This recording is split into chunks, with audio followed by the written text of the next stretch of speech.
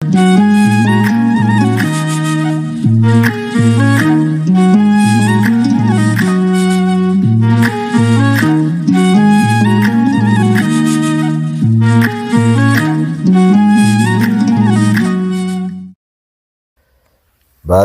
አብ ወወልድ ወመንፈስ ቅዱስ አሃዱ አምላክ አሜን።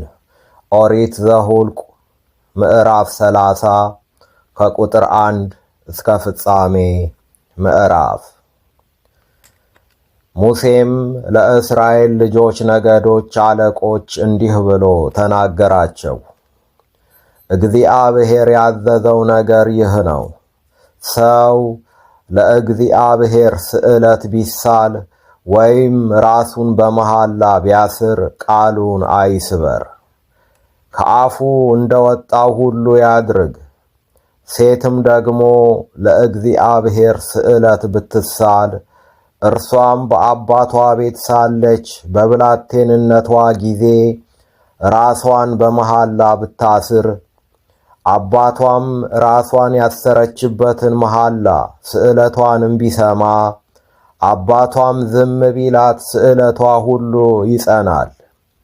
ራሷንም ያሰረችበት መሐላ ሁሉ ይጸናል። አባቷ ግን በሰማበት ቀን ቢከለክላት ስዕለቷ ራሷንም ያሰረችበት መሐላዋ አይጸኑም። አባቷ ከልክሏታልና እግዚአብሔር ይቅር ይላታል። በተሳለችም ጊዜ ራሷንም በመሐላ ያሰረችበት ነገር ከአፏ በወጣ ጊዜ ባል ያገባች ብትሆን ባሏም ቢሰማ በሰማበትም ቀን ዝም ቢላት ስዕለቷ ይጸናል። ራሷንም ያሰረችበት መሐላ ይጸናል። ባሏ ግን በሰማበት ቀን ቢከለክላት በእርሷ ላይ ያለውን ስዕለቷን ራሷንም በመሐላ ያሰረችበትን የአፏን ነገር ከንቱ ያደርገዋል። እግዚአብሔርም ይቅር ይላታል።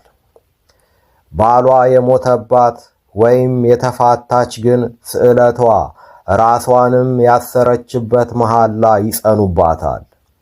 ሴትም በባሏ ቤት ሳለች ብትሳል ወይም ራሷን በመሐላ ብታስር ባሏም ሰምቶ ዝም ቢላት ባይከለክላትም ስዕለቷ ሁሉ ራሷንም ያሰረችበት መሐላ ሁሉ ይጸናል።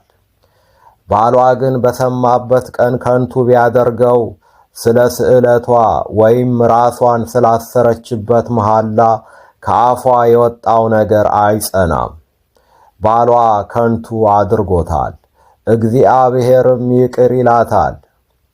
ስዕለቷን ሁሉ ነፍሷንም የሚያዋርደውን መሐላ ሁሉ ባሏ ያጸናዋል፣ ባሏም ከንቱ ያደርገዋል።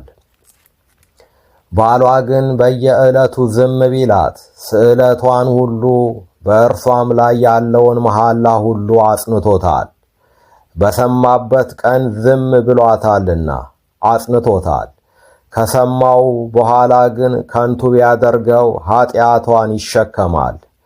እርሷ በብላቴንነቷ ጊዜ በአባቷ ቤት ሳለች በአባትና በልጂቱ መካከል ወይም በባልና በሚስት መካከል ይሆን ዘንድ እግዚአብሔር ሙሴን ያዘዘው ሥርዓት ይህ ነው።